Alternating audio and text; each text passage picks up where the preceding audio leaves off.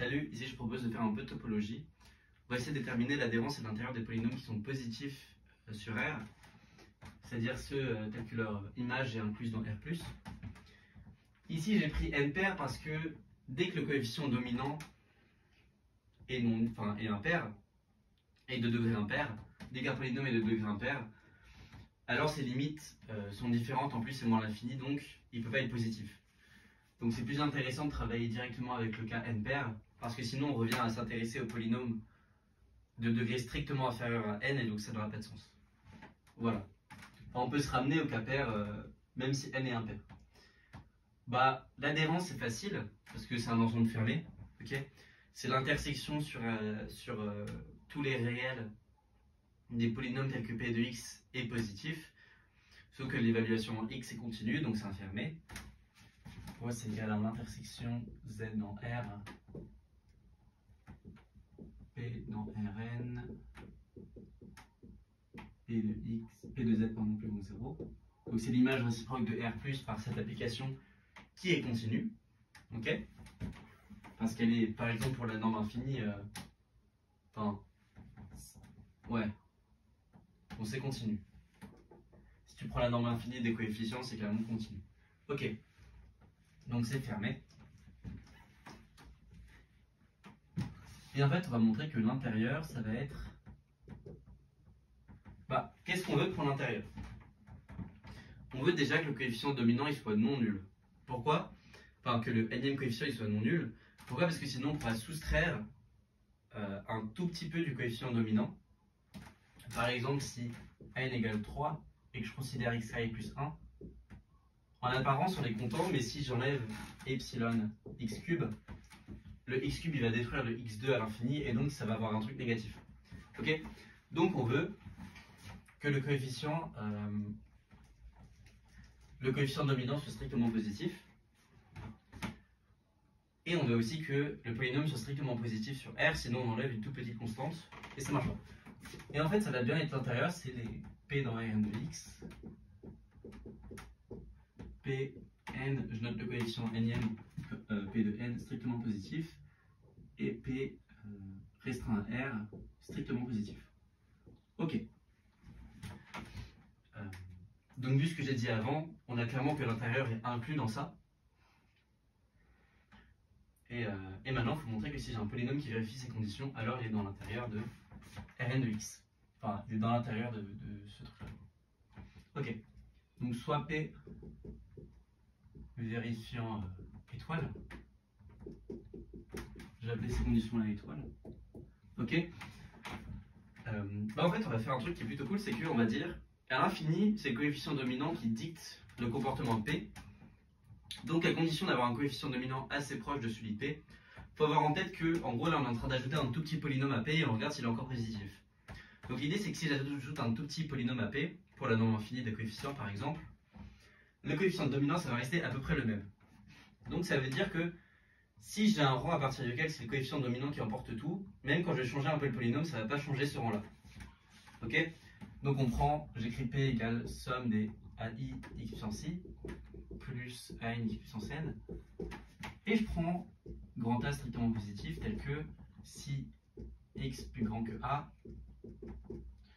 norme de somme des AI x puissance i plus petit que epsilon sur 4 x puissance n. Puissance an sur 4. Ok? En gros, je dis, je regarde un rang.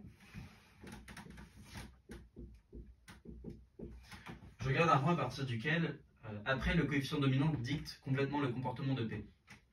Ça, c'est important.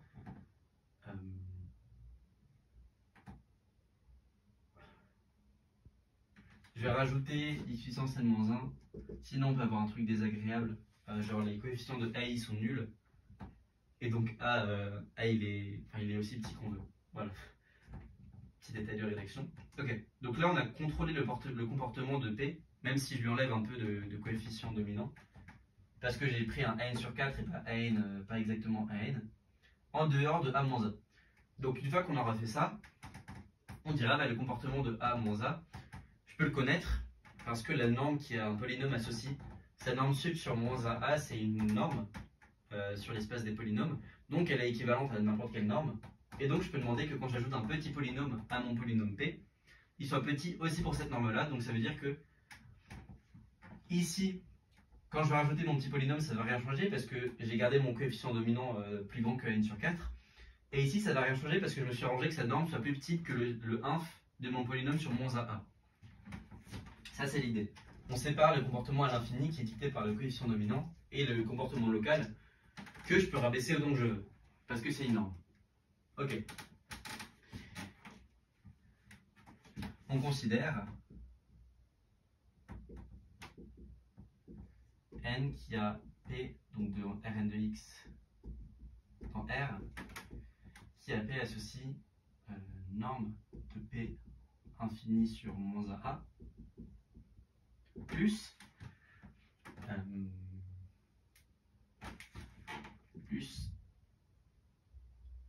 norme p infini coef.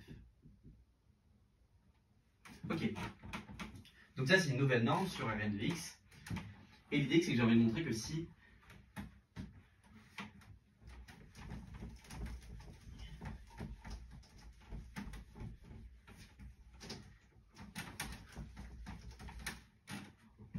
donc ce qu'on a, c'est que P c'est AN x puissance n plus somme des AI xi.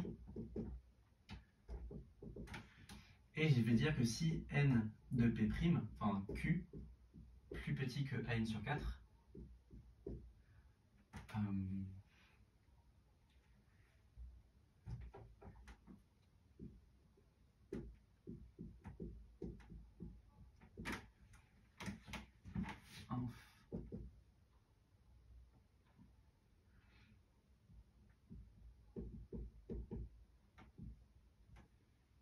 donc ça c'est strictement positif, ça c'est strictement positif.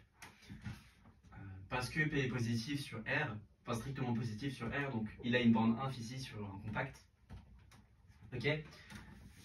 Alors P plus Q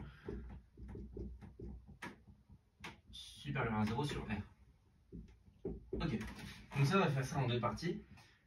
Sur moins AA, bah, c'est évident au vu de la définition de la norme. En gros, on a que le sup de Q sur moins AA, il est plus petit que le 1 de P sur moins AA, donc quand je fais la somme des deux, ça sera forcément positif sur moins AA. Et si je prends X plus grand que A, P de X plus Q de X, c'est AN x puissance n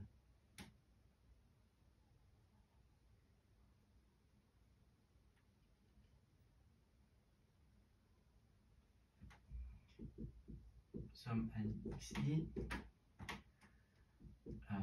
plus qn, je vais noter ces coefficients qi, x puissance n plus blablabla plus q0. Ok. Donc ça c'est plus grand que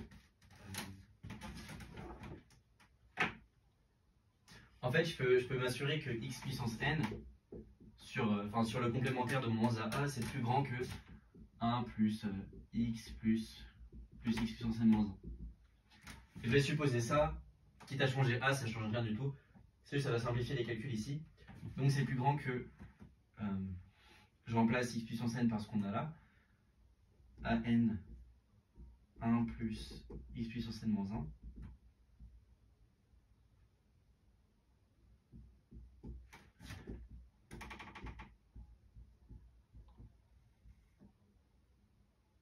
En gros, c'est arrangé pour avoir en sorte que ça ce soit positif, même si je garde seulement un AN sur 4. Ok. Plus somme des AI xi. Donc ça c'est plus grand que 0. Parce que j'ai vu la condition sur x puissance n, sur A. Enfin, je peux aussi m'arranger pour que x puissance n soit plus grand que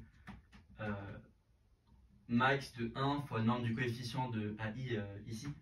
Enfin, je peux m'arranger pour que ça ce soit positif seulement avec un coefficient AN sur 4. Ça c'est positif.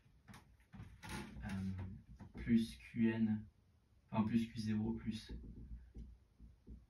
Qn xn.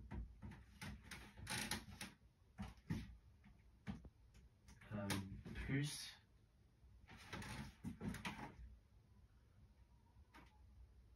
je vais réécrire la somme ici parce que c'est un peu moche.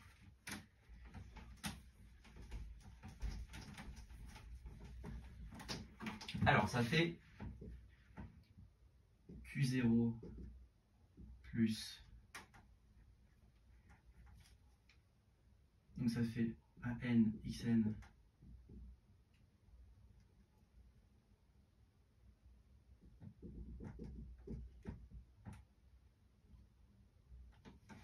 ok, ça c'est positif, j'ai retranché un AN sur 2, mais je peux m'arranger pour avoir que ce soit positif, blablabla, plus AN sur 4, enfin du coup c'est plus grand, ouais, enfin je vais écrire AN sur 4, x puissance n, n sur 2 x puissance n plus Q0 plus Q puissance n xn. Mais je me suis arrangé pour que les coefficients de Q ils soient plus petits que AN sur 4.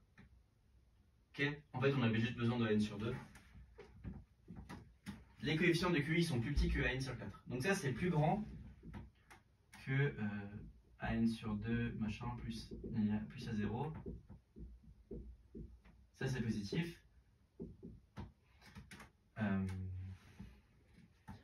Moins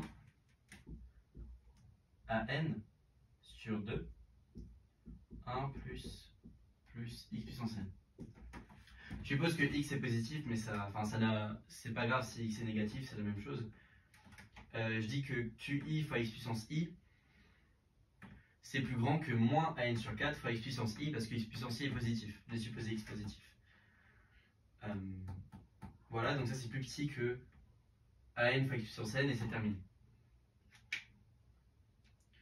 En gros, l'idée c'est que tu t'arranges pour faire en sorte qu'au complémentaire, ton coefficient dominant soit assez gros, et ensuite tu règles ce qui se passe localement, et ça finit la preuve.